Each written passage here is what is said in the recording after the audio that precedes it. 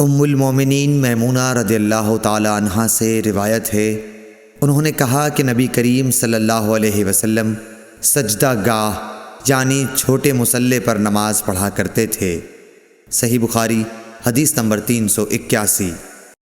حضرت عائشہ رضی اللہ عنہا نے فرمایا کہ میں رسول اللہ صلی اللہ علیہ وسلم کے آگے سو جاتی اور میرے پاؤں آپ کے قبلے میں ہوتے۔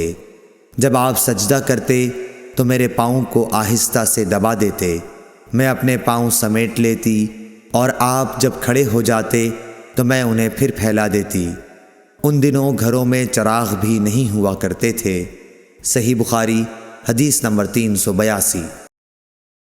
عروہ نے خبر دی کہ حضرت عائشہ رضی اللہ تعالی عنہا نے انہیں بتایا کہ رسول اللہ صلی اللہ علیہ وسلم اپنے گھر کے بچھونے پر نماز پڑھتے اور حضرت عائشہ رضی اللہ تعالی عنہا آپ کے اور قبلے کے درمیان اس طرح لیٹی ہوتیں جیسے نماز کے لیے جنازہ رکھا جاتا ہے۔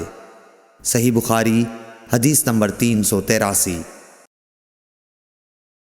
عروہ بن زبیر سے روایت ہے کہ نبی کریم صلی اللہ علیہ وسلم اس بچھونے پر نماز پڑھتے جس پر آپ اور حضرت عائشہ رضی اللہ تعالی عنہا سوتے، اور حضرت عائشہ رضی اللہ تعالی عنہا آپ کے اور قبلے کے درمیان اس بستر پر لیٹی رہتیں۔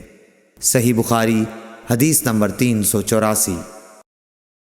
انس بن مالک رضی اللہ تعالی عنہ نے کہا کہ ہم نبی کریم صلی اللہ علیہ وسلم کے ساتھ نماز پڑھتے تھے، پھر سخت گرمی کی وجہ سے کوئی ہم میں سے اپنے کپڑے کا کنارہ سجدے کی جگہ رکھ لیتا۔ صحیح بخاری حدیث نمبر 385۔